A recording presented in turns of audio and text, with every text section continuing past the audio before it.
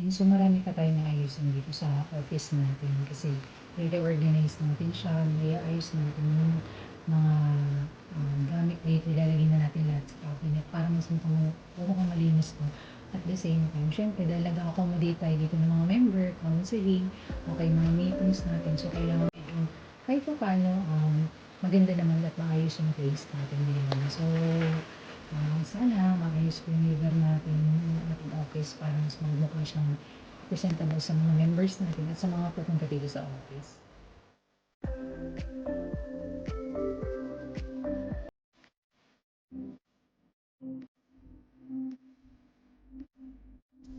These days, ang dami talagang mga task and work na dapat gawin dito sa church. No? Lalo na dahil ang dami namin mga event na dadating. So, more on preparations. At the same time, syempre, yung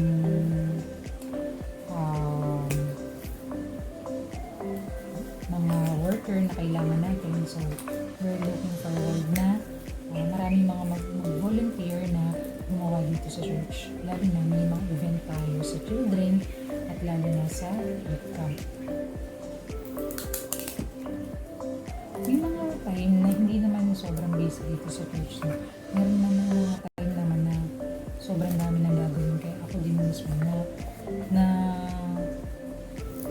ano ba tawag dito, parang nakulangan ako sa oras para gawin yung mga bagay na yun. Lalo na talagang these days, no? So, ako lang halos yun dito sa church. So, kasama natin yung mga pastor dito. So, yun. So, kailangan lang talaga ng cooperation ng lahat ng member, ng mga leaders, no? Para dun sa mga dapat gawin sa church.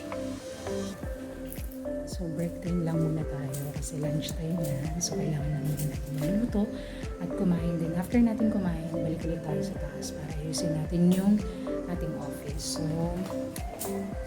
lungkot ng weather. Maulan. Maulan. Actually, yung mga dugin natin, mawalungkot. Nasa bahay lang sila. Tapos may malungkot na dugin. Hindi kasi makapag-walk, malungkot. Yung bago namin biniling leash tsaka harness, hindi pa ulit namin na try ngayong araw kasi maulan. Mababasa ang pony Bododong. Sad, hindi makapag-walk. So habang nililinis tayo ng office natin, so may nagtanong sa atin kung pwede daw tayo mag-adopt ng isang husky na ang pangalan ay Sachi.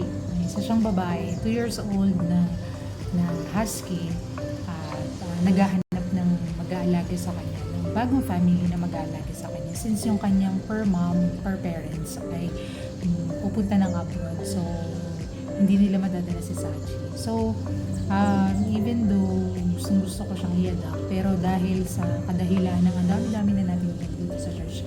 So, meron tayong 4 dogs dito sa church. So, hesitant talaga ako na kuhanin si Sachi. Pero at the same time, gusto ko rin makahanap siya ng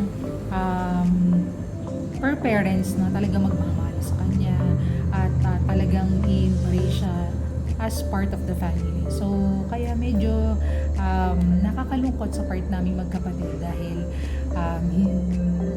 may possibility na hindi talaga kami yung mag-adopt kay Sachi. Pero looking forward na makahanap sila ng per parents na mag-adopt kay Sachi.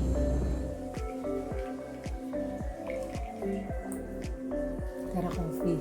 So, may break time muna tayo dahil hindi pa tayo tapos sa pag-ayos natin dito sa office.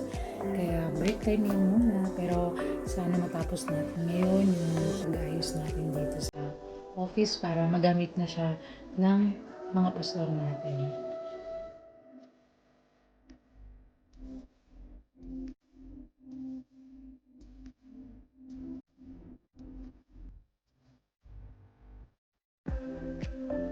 Yan, so natapos na tayo din sa paglilinis natin ng ating office, pag-ayos natin dito. At the same time, nilagay na natin sa mga cabinet, sa mga boxes, yung mga importanteng mga bagay na inilipat natin from other office papunta dito sa ating office. So, I hope masayahan yung makasama natin na pastor dito sa office na to. At the same time, maka-accommodate tayo na marami pang mga members with regards to their concerns, pagdating sa counseling, at pagdating sa pakikipag-usap sa kanila. No? So, I hope very convenient yung magiging lugar natin para sa kanila. Kaya naman, salamat sa pagsama niyo sa akin sa pag-ayos ng ating pastor's office at patuloy kong paalala, be with Jesus.